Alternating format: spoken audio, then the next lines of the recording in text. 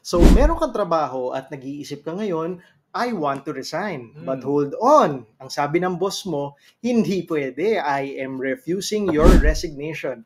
Today, we are going to clear the air about resignations and pwede nga bang i-refuse ng employer ang resignation mo? Let's get started.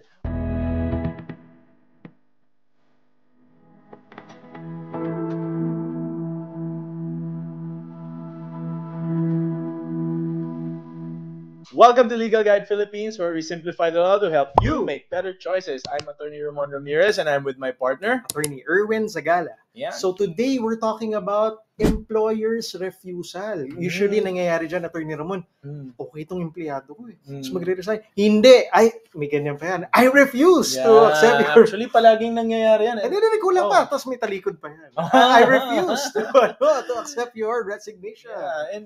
Palagi nating naririnig yan sa mga friends natin. Uy, nagsabit ako ng resignation letter, hindi tinanggap ng boss ko. Ayaw daw niya. Ayaw daw niya. So, hindi ako makaresign. So, pwede ba yun, attorney? Yan ang pag-usapan natin ngayon. Okay, attorney. So, let's go to what the law says about resignation. Okay, so in most, generally speaking, when you submit your resignation, your employer cannot legally refuse it. Cannot. Why? Pwede. Hindi pwede. Why? What is the basis? At the end of the day, employment is a contract between the employer and the employee. And yung batas na mismo yung nagsabi that an employee cannot be forced to work kung ayaw na. In fact, in the Constitution, this is what we call involuntary servitude. Yun. Napakabait pa ng napakabait ng term. Pero you know what's another word for that? Slavery. Yan. So, bawal na po tayo magkaroon ng alipin ngayon. And essentially, under the law, if pinilit mo yung isang tao to keep working na ayaw na, inaalipin mo siya dun sa negosyo mo.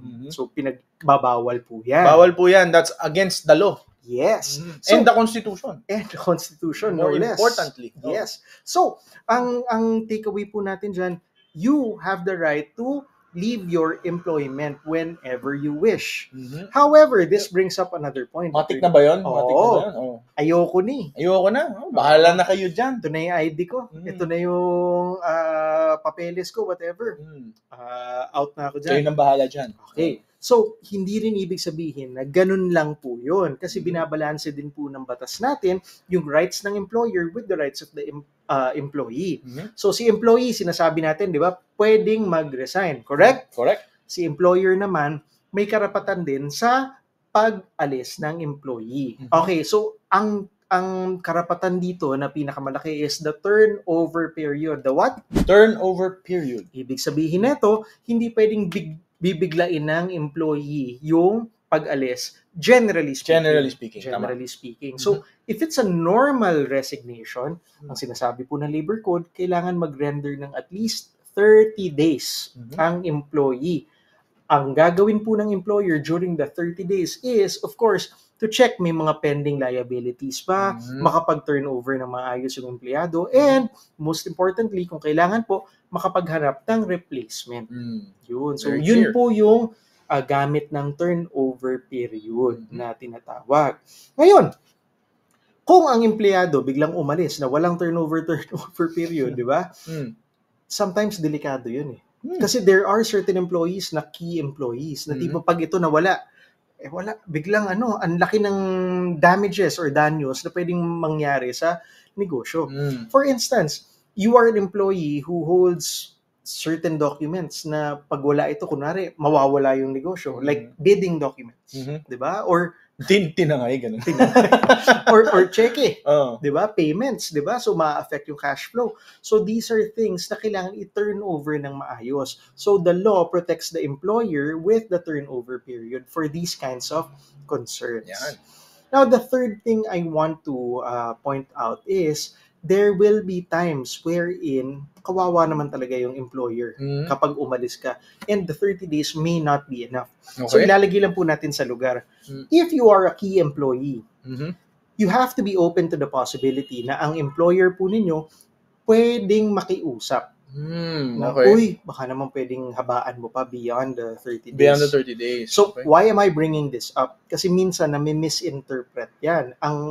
dating sa ibang employer, hindi, huwag kang aalis hanggat hindi kami nakakahanap ng kapalit. Yun. Diba? Oo, nangyayari yan. So, nagiging or meron demand. tayong project na matindi. Tapusin mo muna.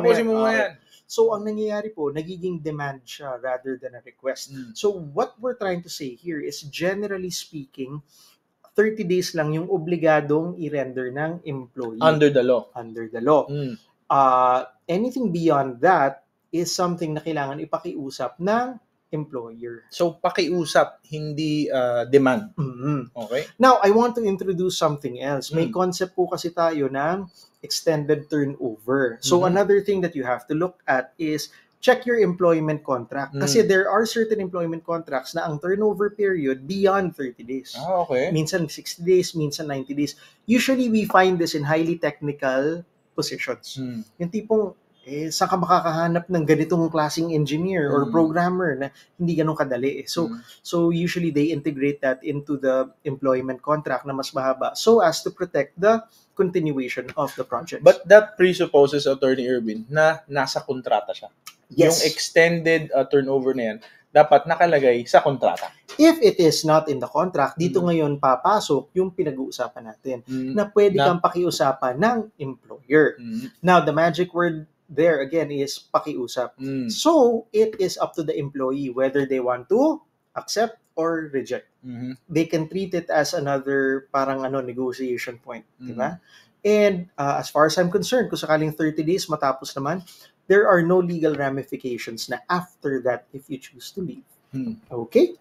So, again, to recap, pwede bang mag-resign? Yes. Pwede bang harangin ng employer yung pagre-resign mo? No, legally, kasi that would be tantamount to slavery, di ba? Pwede bang umalis ng basta-basta? Hindi rin po. There are certain things which are required under the labor code such as the turnover period para hindi rin naman bitin yung employer when it comes to the employee leaving. And third point is, just be prepared for the possibility kung sakaling makiusap ang employer and then you treat it the right way. It's a pakiusap, di ba? And you treat it appropriately. So, in most cases, please, ilagay lang po natin sa lugar natin. Mga employers dyan, right po na mag-resign. So, wag po natin ipilit yung gusto. Wag niyong pigilan. Wag niyong pipigilan. And wag niyong brasuhin para pigilan. For employees naman, always make sure to follow the notice period para wala po tayong issue. And kung sakaling mas mahaba po yun sa kontrata, we follow that as well. Yeah. So if you found this video helpful, please give it a thumbs up and share it with your friends who might be considering resigning. And remember, when it comes to work and the law, knowledge is your best tool. So wasn't that simple? Now go make better choices.